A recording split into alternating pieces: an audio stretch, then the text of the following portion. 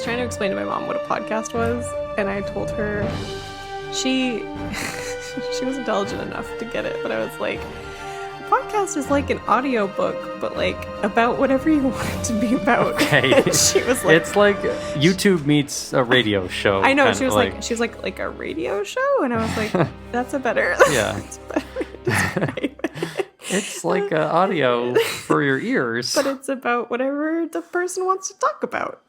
They talk about stuff. They talk about stuff, and we decided to talk about Marvel. Hello. Welcome to Marveling. I'm Courtney. I'm Tyler.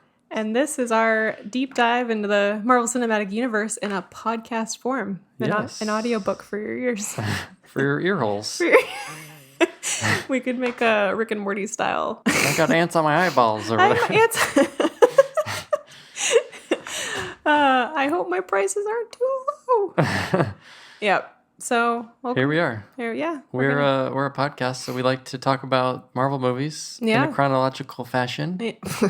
Well, we've decided to watch the Marvel movies in a chronological fashion, and then we like to. Then we're going to talk about them. I've never watched them in a chronological order, so this is my first time. Well, they haven't all been out yet until now. They're all out. Well, there were some, and then now there are more. We were at least in at Infinity War. I could have watched all of these in chronological order, and I didn't. So well, that's your own fault. Well, we're gonna watch them. We're gonna enjoy most of them. We're gonna talk about them. Enjoy most of them. Yeah. That's a very loose most. Well, a lot of them. Yeah, a fair amount. Why are we doing this podcast if we don't enjoy most of them? I don't enjoy anything. Okay. Well, this is going to be a great podcast then. No, I love these movies. Yeah. So we're going to talk about them. We're gonna break them down a little bit, and maybe we're gonna try not to be too crazy rude. of them. Well, I mean, we're gonna be rude though. We might be a little rude. Right, rude boy. Rude boy. Little rude boy. I think we're trying to be a little critical. Be a little critical. Don't really just gush about them. But as a general consensus, we love these movies and this whole universe that's been built, and we just want to have a talk about it. Yeah, we just want to have a talk. A couple chats. Some fireside chats. It's hot enough in this room to be a fire. Where are you in your walk with Marvel? I've walked with Marvel. I was walking with Marvel, and then I looked, and there was only one set of footprints. And then you looked again, and there were two? No, well, they were carrying me or something. I don't remember. What was the thing? I don't know. Yeah, so I saw Iron Man one day it came out. Did you know Iron Man beforehand? Had you read his comics? Yeah, I had read him in Civil War, had come out a year or two before that. And he wasn't as charismatic as RDJ in the comics, so he wasn't as memorable. So definitely seeing him in that role kind of hooked me a lot more than Iron Man in the comics. I literally went into it thinking, knowing nothing about Iron Man, I literally went into it thinking that he was going to be a weird, different version of Batman. Well, he kind of is. Well, all I knew about him was that he was a billionaire that made his own suit sort of thing, and I just expected him to be the Marvel's Batman, and that's not what he was at all. Sure. Well, and in the comic books, he is less... He's not as dark as Batman, but he's less of that jokier, funnier Tony Stark that he is in the movies. I think RDJ really kind of molded who Iron Man is. Well, he's playing a version of himself. I don't think that's a secret. So. Well, no, but that's also wonderful. Where were you at when you first saw Iron Man? 2008, I was graduating high school. I didn't see Iron Man right away. I'm pretty certain I saw it in the theaters, but I'm also maybe mixing it up with Iron Man 2. I was not a big Marvel person. I was pretty much in the DC camp. I was a big, big Batman fan, and I still am a pretty big Batman fan of all of Batman's villains. Mm-hmm. I just think there's a lot of depth there. I didn't really know much about Marvel. I had seen the X-Men movies. I had seen the Spider-Man movies, and I was really done with them. I think they were done making them, too, at that point, too, because they had kind of given up on it. But I did not know who Iron Man was. I didn't know why I should care. I didn't know... It seemed kind of out of left field. It definitely at the time it was sort of looked at like a weird choice to start their big cinematic push. But I decided to give it a shot, and I was pretty immediately smitten with Robert Downey Jr.'s performance as himself as Iron Man. There's something about that movie that's just really irresistibly charming. You just really want Tony to succeed, and watching him it came out in a super political time war-wise anyways. Yeah. And watching the change that Tony made from being a warmonger to trying to do the right thing and creating a superhero suit, it was a very, like, I liked it a lot, period. Well, it's I think the most grounded in reality of all of the MCU movies. If you look at it, where it's dealing with some real political issues. Oh yeah, for sure. So that, I think, in hindsight, is a smart move to kind of start the MCU with this sort of grounded world, and then kind of blow it up and build it out from that point. It made the entire MCU just kind of that much more believable. Just to think that in Batman and in Superman and all those movies, like, they're not in New York City. They're in Gotham. They're in Metropolis. They're in caricatures of what our cities are, but they're not in our actual places. So it's easy to kind of like separate them, kind of get lost in the magic of those. But Iron Man was, I remember being kind of like, wow, like, this is references to real places. He's in LA, he's in New York, he's in Afghanistan. And this is very solidly rooted in, like, what we as a country are dealing with, period. And I think it's made the entire MCU, like, just a lot more easy to get invested in, because it feels like you could look out your window and see Iron Man fly by. Well, and that's the strength of the Marvel Universe going back to the comics. They made it a point to ground that in the real world. All the heroes were in Manhattan. Right. They wanted it to feel like it could happen in our world. I mean, it's not to say that, like, Thor is an actual literal god, but he also seems like such a bro that you could just chill with. I don't know. So, and I have pretty much no comic book background. I'm very into comic books now, and I like reading stuff now, especially now that I'm very attached to these characters. But you come from a much different background growing up with this. I read, like, Archie comics. Yeah. So that was pretty much the extent of my comic reading. But I've always loved superheroes, and I've had a big affinity for fantasy. I'm a big Lord of the Rings, Harry Potter person. So superheroes just kind of fit into that whole little niche very, very well. Yeah, well, and it's becoming that sort of what Westerns was in the 40s and 50s. It's becoming that sort of genre. Absolutely. In modern time. And I was, the original Batmans, the Tim Burton Batman stuff, is movies I watched to hell and back. I watched them so often, and just like I said, I was a super Batman person. So it seemed very easy to be able to get into movies like this, and I think it just kind of hit me at the right time. I was about to head to college. I was 18. It just felt like I had grown up a little bit from Harry Potter, needed something new to start focusing on, and now I'm at the end of my 10-year journey with Marvel. I mean, I'm not done. There's going to be more journey. We're still on the Endgame tour. We're not done. There's still more movies coming. There's still more. We may not know what they are yet, but I'm still excited for them. So I guess I've never, it seemed like The Dark Knight was happening, some DC stuff was happening, and I don't really understand how Marvel started making movies. Like, I know that the X-Men movies and Spider-Man, those were all, and Fantastic Four, those were, Sony pictures, and I don't understand. Yeah, Sony and Fox. Well, and what a lot of people, even now, I've come across, they see X-Men, they see Spider-Man, they see Avengers, and they think that it's all the same, it's all Marvel. Marvel's Marvel. But no, in the 90s, the comic book industry was collapsing. There was a big speculator market in the early 90s where people were thinking that all of these comics were going to be worth a lot of money, and they were buying them up, but the comic book publishers were publishing millions of copies, so there was a lot more. So it was just oversaturated market. So by the mid to late 90s, comic book sales plummeted, and the Marvel Comics was entering bankruptcy, and to sort of save the company and not completely shut down, they sold off the film rights to their biggest properties, which were Spider-Man, X-Men, and the Fantastic Four, which are the original Marvel movies that were coming out in the early 2000s. So Avengers wasn't even a thought as a biggest property? Well, I'm sure they shopped it around and were trying to sell everything. Yeah. But I guess that would be kind of monumental to undertake. Yeah, and I think they parsed it out. So Sony got the Spider-Man characters, and Fox bought X-Men, Fantastic Four, and then also Daredevil, Ghost Rider. And there was other characters that they sold the rights off to Universal and stuff. That's where Hulk went. So no, the Avengers were I think probably third or fourth on the list of properties that were looked at as a viable thing. So Marvel still retained the rights to those characters, and that's why they sort of made that their universe that they were going to build from. Kevin Feige, who's sort of the head producer of the Marvel Studios, who produces all of the Marvel Cinematic movies, universe movies, he was sort of a secondary producer coming up in those X-Men and Spider-Man movies. So he was involved in those productions, but they weren't.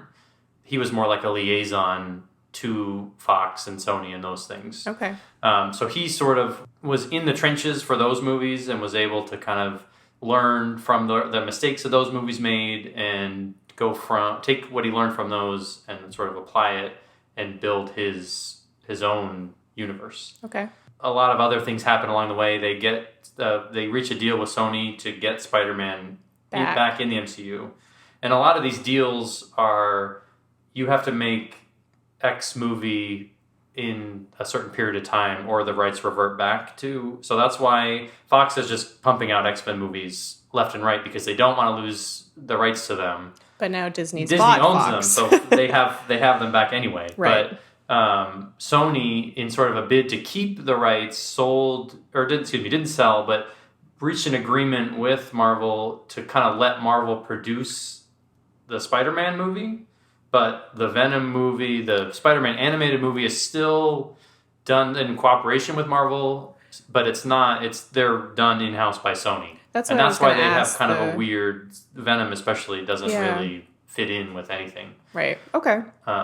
So I mean, that's sort of the basic history lesson of the MCU. And then so that's probably why they decided to go with someone like Iron Man, because he was not touched by anything. Well, and the other thing, this may be too much information, but the other thing that happened in the 90s is Marvel was sold to a toy company. Oh. Toy Biz bought Marvel because they wanted to get all of these properties to sell toys. So Toy Biz was selling Marvel toys in the 90s, and they were making a lot of money with that. So Toy Biz bought Marvel so they wouldn't have to pay a licensing fee or whatever, all that. And so Toy Biz owns Marvel now. Ike Perlmutter, who is from Toy Biz, is the head of Marvel, and he's also involved in the Trump administration, but that's maybe a whole other... Yeah, he's kind of a weird dude. But so it was all about selling toys, and I guess there's a famous story of when they were looking at starting Marvel Studios, they did a focus group, or probably a million focus groups, but they put out toys of Captain America, Hulk, Iron Man, or all of the properties that they had access to at that point. And a lot of the kids gravitated towards Iron Man. Oh, okay. Because he was the coolest looking one or whatever. Okay. So that was why, I guess, and maybe that's not true, but that's sort of the rumor, I guess, as to why they decided they started to go with for Iron Man as opposed to Captain America, who's maybe a little bit more iconic.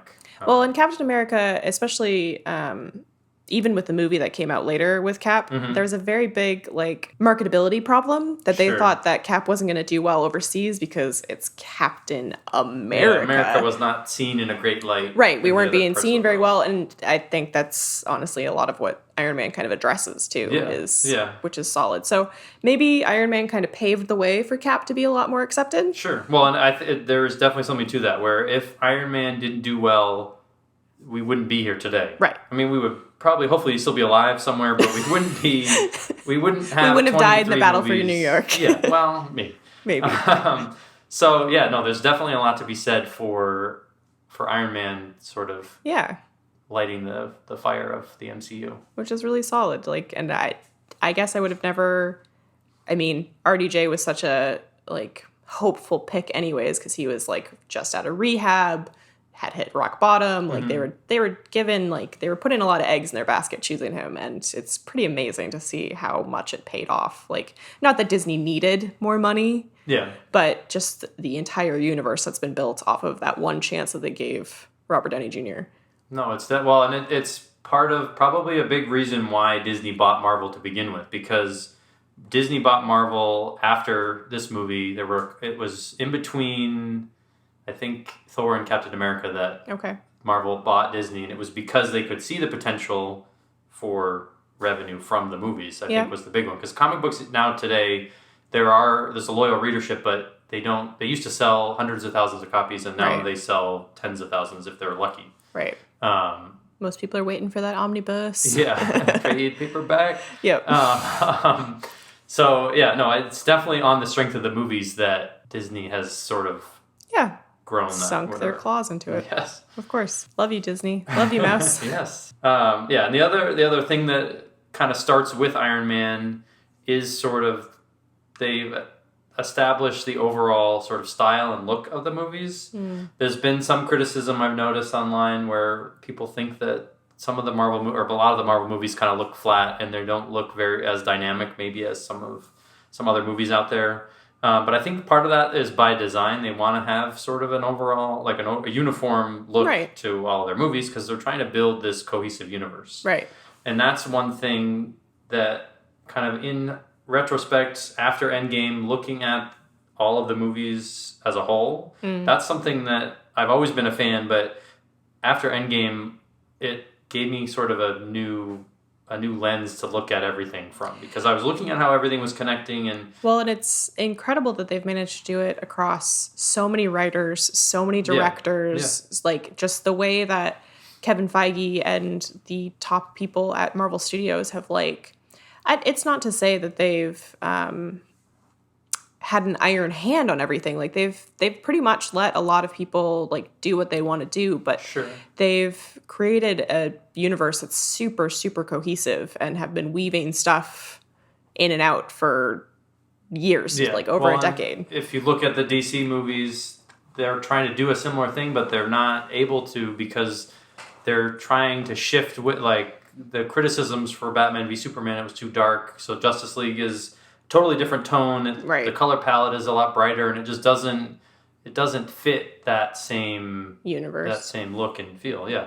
And I think a lot of the look of the effects and sort of the color palette of all the films being uniform is down to a person who seeing all these movies, I didn't know her name. We didn't really think about it, but watching some special features for some of the other movies that we're going to be looking at, she kept coming up, and I think she deserves just as much credit as Kevin Feige. Is it Victoria? Yeah, Victoria Alonso. She did a AMA on Reddit recently. Did you see that? You should go take a look at it. Yeah. She's pretty amazing. Yeah, well, and just her whole outlook on things, I was impressed with some interviews I saw of her, and I think she's a major reason that these movies have been consistently, the effects have been that good looking this whole time, and all of that. No, for sure. The other thing that I've seen some criticism online about is sort of the notion that the characters through all these movies don't change, and comic books famously are a serialized format where stuff happens and it seems like something, like characters are changing, but they're not. They're, at the end of the day, they're back to their status quo. And one thing that I think Endgame specifically does that I'm interested to see kind of moving forward is it completes some of those story arcs in a way that I hope that they're not going to go back and now say, oh, Tony's alive again and Cap is he's back and he's young again. I like the idea that you have 6 or 8 movies with these characters and you can watch them grow, and maybe Tony Stark wavers in Iron Man 3 and it looks like he's going to not be Iron Man and then he is Iron Man again, but ultimately he does complete his story arc. Well, even the side story arc of just how far Bruce Banner has come from his original appearance in the Avengers through to Endgame. Yeah. I have a friend that very much wants to see a Hulk movie with Mark Ruffalo as a lead. And I was like, well, he's had an incredible arc. And I don't know what an origin story would do for him other than just seeing Mark Ruffalo get blasted with gamma rays. He started in Avengers very timid, unable to control the Hulk. And through Ultron, through Ragnarok, through all of it, he has had this incredible arc that is kind of in the background. Yeah. But it's absolutely happened. And it's amazing how many characters that they've managed to bring into these movies that still have completed these arcs and are still completing these arcs in really meaningful ways. Yeah. Well, and I think a big part of that too is as we get into phase 2 and 3, now we're done with phase 3, but those stories that they were telling in those later phases where they were introducing new characters, but they didn't feel the need to hit you over the head with Spider-Man's origin again. You had seen it in other movies, and they may not be connected to this version of Spider-Man, but kind of the basics. He gets bit by a spider, yeah, and there you go. All of a sudden, he's got spider powers. So, and I think they're interested in sort of telling new and different stories, building on some of those the old origins and things, but they're not afraid to kind of move ahead with the characters. It's part of why I really love these movies, and even the later introductions in Doctor Strange was introduced in Phase 3, but it just was this really seamless, beautiful, here he gets his powers and here he is being amazing. It doesn't feel like the superhero fatigue that I get from some other things. Mm-hmm. It just feels oh my God, I'm so excited for a new character to come into these movies and to see what they do with them. Yeah. Well, and then you get the moments in when we get to Infinity War and you see all those characters coming together that you wouldn't think Doctor Strange is my favorite when he's interacting with Spider-Man and when he's interacting with Iron Man. I think that just shows this kind of the strength of the characters and how they're able to kind of evolve and grow as we go on. So I think the main draw for me for doing this podcast was coming out of Endgame and wanting to explore. You and I were talking about Endgame for days afterwards. We just couldn't stop talking about it and all the implications and all the theories and how all the other movies tied into it. And I think at one point we were just we should just record this. Yeah. Well, and I think part of it is that I believe, and I know people maybe not everyone loves Endgame or doesn't think that everything sticks to landing, but for me, a lot of it, the important beats that they hit, they connect a lot of those dots in a way that, like the Cap story and the Tony story, where it buttons them up in such a way that I just want to kind of go back and look at kind of how we get to that point, if that makes sense. No, I wanted to do the 50+ hour marathon leading up to Endgame, but I also valued my sanity. Yeah. So I think it's going to be a lot nicer to go through these movies, especially in a chronological order watch, which was recommended by the Russo brothers leading up to Endgame, because we got these movies in a very different order than what is technically chronological to this universe. So I think it'll be interesting to try and build on each movie that we watch. And of course, we're going to be talking about implications later in the universe. We're not going to shy away from spoilers, or we're not just going to build, but we're going to sort of build on each one and what this now means, as we craft through the whole universe. Yeah, and looking at how certain things, like the Tesseract early on, how that it gets connected to a lot of those earlier movies, and then kind of also looking at where some of these ideas came from in the comic books, or just sort of linking a lot of those ideas. Yeah, so I think our basic goal for this podcast is to watch each movie, digest it, talk about some of the major plot points and what they mean for each of our characters that the movie is based off of, or if it's an ensemble movie, and what it means for the future sort of thing.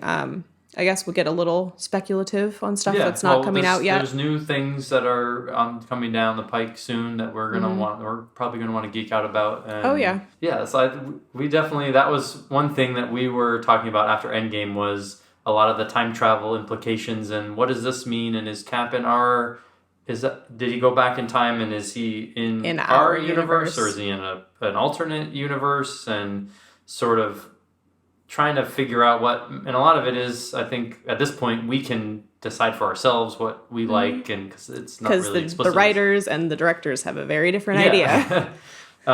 So we're going to be kind of exploring some of those things, and then also looking at maybe some things that haven't been addressed yet. We're going to look at loose plot threads maybe that haven't been tied up, that potentially could be tied up in future movies, or in the case of probably some of the Incredible Hulk ones are not going to be tied up ever again, and maybe that's for the best. But just kind of looking at things, looking at the movies beat by beat and breaking them down in a way that only two crazy people would.